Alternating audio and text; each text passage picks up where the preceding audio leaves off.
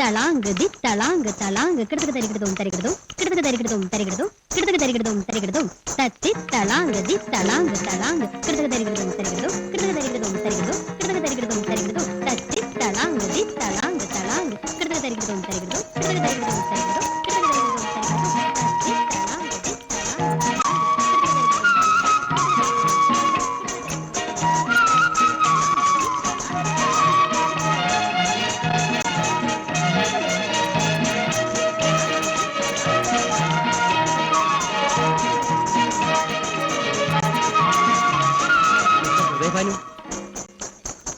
ഒന്നിങ്ങോട്ട് വരൂ. ഇപ്പൊ വരണോ? വരവ് പോട്ടെ. വലിയ തിരക്കിലൊന്നും ആയിരുന്നില്ലല്ലോ അല്ലേ? ഓ, എനിക്ക് തിരക്കൊന്നുമില്ല. അവളുടെ ചേച്ചിയുടെ കല്യാണം കൂടി കഴിയുന്നവരെ വെയിറ്റ് ചെയ്യാൻ ഞാൻ തയ്യാറാണ്. അതല്ലേ നല്ലത്? പിന്നെ അതാ നല്ലത്. വന്നേ. Thank you. വാടാ.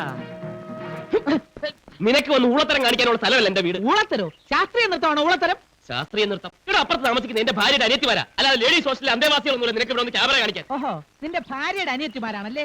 അതൊരു പുതിയ ന്യൂസ് ആണല്ലോ, എനിക്കറിയില്ലായിരുന്നു. സോറി. പോടാ.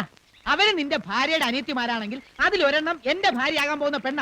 അവളുടെ ചേച്ചി നീ തട്ടിക്കൊണ്ടുപോയപ്പോ ഞാൻ എതിർത്തില്ലല്ലോ. അതാണ് സുഹൃത്ത് ബന്ധം എന്ന് പറയുന്നത്. ഒരു പാലം ഇട്ടാൽ അങ്ങോട്ടും ഇങ്ങോട്ടും വേണം. ഹൃദയബാനു, നീ കാണിക്കുന്ന എന്തിനും ഞാൻ കൂട്ടുനിൽക്കുന്നു വിചാരിക്കണ്ട. ഈ വക പരിപാടിക്കാണെങ്കിൽ മേലാൽ എന്റെ വീട്ടിനകത്ത് നീ കാല് കുത്തരുത്. കാലും കുത്തും കൈയും കുത്തും. ഞാൻ ഇവിടെ വരും, അവളെ കാണും, എനിക്ക് ഇഷ്ടമുള്ളതൊക്കെ അവളെ കാണിക്കുകയും ചെയ്യും. ചോര ഉണ്ടെങ്കിൽ തടയടാ. മതിയാ? എന്താ നിർത്തിയ? തള്ളണ, ഇനി തള്ളണ. കിടക്കടാ പുറത്ത്. എന്റെ പടിക്ക് പുറത്ത് കിടക്കാൻ.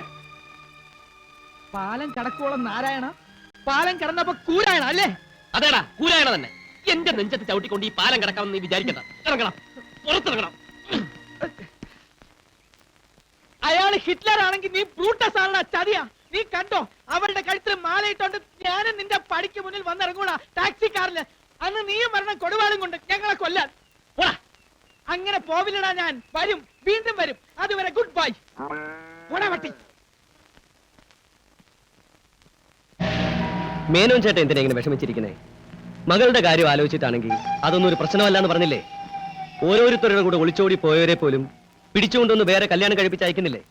അവരൊക്കെ സുഖമായിട്ട് ജീവിക്കുന്നില്ലേ? പിന്നാണോ ഇത്? ഗൗരിയുടെ കാര്യത്തിൽ മേനോൻ ചേട്ടൻ ഒരു വിഷമവും വേണ്ട, സംശയവും വേണ്ട. അവൾക്ക് എവിടെന്നെങ്കിലും ഒരു നല്ല കാര്യം വരും. നമ്മൾ അന്വേഷിച്ച് കണ്ടുപിടിക്കും. പോരെ? പിന്നൊരു കാര്യം കൂടി പറയാം. ഗൗരിയെ മാധവൻകുട്ടി പിടിച്ചുകൊണ്ടുപോയി എന്ന കാരണത്തില് അവൾക്ക് വിവാഹാലോചനകളൊന്നും വരുന്നില്ലെങ്കിൽ, അല്ലെങ്കിൽ വരുന്ന ആലോചനകളൊക്കെ മുടങ്ങിപ്പോകുന്നുണ്ടെങ്കിൽ, ഞങ്ങളാ പറയുന്നത് കോമ്പാറയിലെ കൃഷ്ണനുണ്ണിയും ദേവരാജനും. ദേ നിൽക്കുന്നു ഞങ്ങളുടെ അനുജൻ നന്ദകുമാർ. ഞങ്ങൾ എന്തു പറഞ്ഞാലും ഇവ അനുസരിക്കും, സന്തോഷത്തോടെ അനുസരിക്കും. ഇവനെ നിങ്ങൾക്കൊക്കെ ബോധ്യപ്പെടുമെങ്കിൽ ഇവൻ ഗൗരിയുടെ കഴുത്തിൽ മാലയിടും.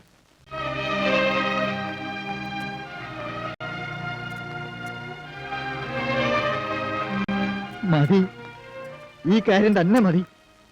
എന്റെ മകൾക്ക് ഇതിലും വലിയൊരു ഭാഗ്യം വരാനില്ല. ഇത് നമുക്ക് അങ്ങോട്ട് ഉറപ്പിക്കാം. എത്രയും വേഗം ഈ കല്യാണം നടത്താം.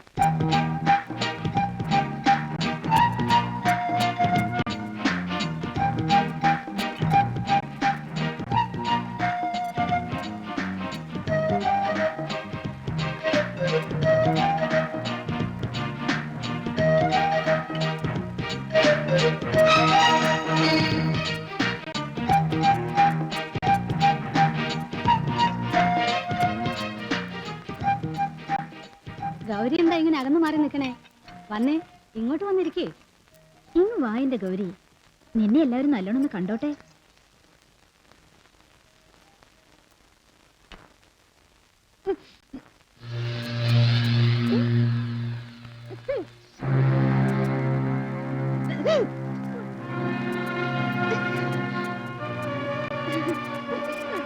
എന്താ?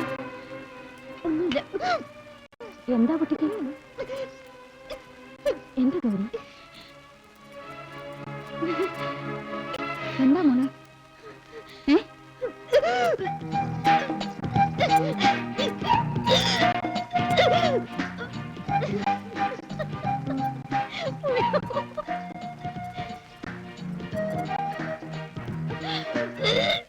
എന്താ ഗൗരി? എന്താ നിനക്ക്? നിനക്ക് എന്താണെന്നാ ചോദിച്ചത്? എനിക്കൊന്നും അറിയില്ലമ്മേ. ഇപ്പൊ 2 ദിവസമായി ഇങ്ങനെ ആഹാരം എന്ത് കണ്ടാലും ഉടനെ ഛർദിക്കാൻ.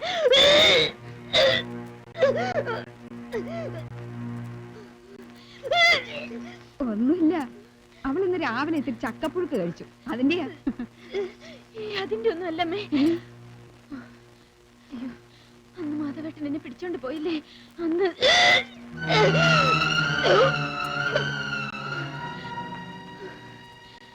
അന്ന് രാത്രി മാധവേട്ടൻ എന്നെ